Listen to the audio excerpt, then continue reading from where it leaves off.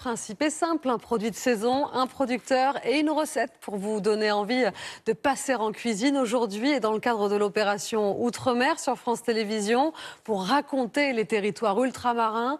Nous allons en Nouvelle-Calédonie à la découverte de l'igname. On voit ça avec Catherine Rougerie et Éric Mézy. Arrivé il y a 3000 ans en Nouvelle-Calédonie, il en existe des dizaines et des dizaines de variétés. Plus ou moins colorées, plus ou moins sucrées, l'igname, devenu central dans la culture kanak. Un kanak qui n'aime pas l'igname, c'est à se demander si c'est un kanak, quoi. Un légume indispensable pour préparer le bounia, le plat traditionnel mélanésien. J'ai appris avec mes grand-mères et ma maman à faire le bounia.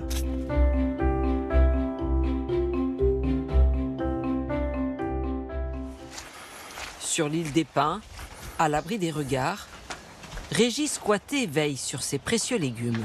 Là, j'en ai pour 8 variétés d'igname.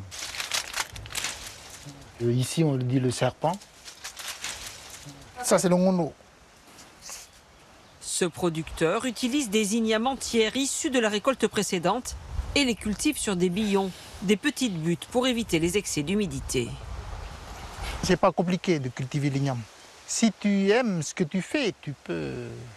Ça vient tout seul, quoi. Laisse faire la nature. Et ça marche? Ça marche. Dans leur exploitation près de Nouméa, Alfred et Nicole Gipto récoltent leurs ignames. Voilà, là, ils sont plutôt longs, là, ils sont gros. Ouais. Un beau bébé. Ouais, il doit faire bien 2 kilos. Hein. Certains peuvent être beaucoup plus gros, jusqu'à 3 mètres parfois. Des ignames qui ont une valeur marchande et sociale. Ils jouent le rôle d'offrande lors des grands événements. C'est nourricier et en même temps c'est symbolique et sacré, quoi. Sacré aussi le bounia, emblème de la cuisine calédonienne à base d'igname. Noélie Coité en cuisine depuis des décennies. Elle prépare d'abord les feuilles de bananier. C'est qu'on fait juste comme ça. Voyez? À l'intérieur desquelles le plat va être concocté. Puis démarre la recette. Là, je mets la banane poingo. Il y a le coco râpé, j'ai déjà râpé. Il est où là? Là, l'igname, le taro et la patate douce. Une fois épluchés et coupés en morceaux, les légumes tapissent le fond de cette papillote. Le poisson, là, c'est le mulet. Puis le poisson, l'ail, l'oignon vert, le tout arrosé de lait de coco.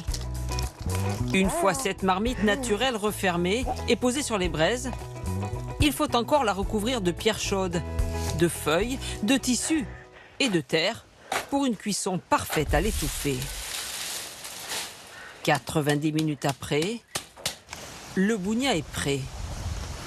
Une fois déplié, il peut être dégusté. Ouais, il est très bon. Très très bon. C'est un goût de purée. Vous mangez de la pomme de terre, nous c'est l'igname. Plus qu'une spécialité culinaire, un plat qui permet de mieux saisir l'essence de la Nouvelle-Calédonie.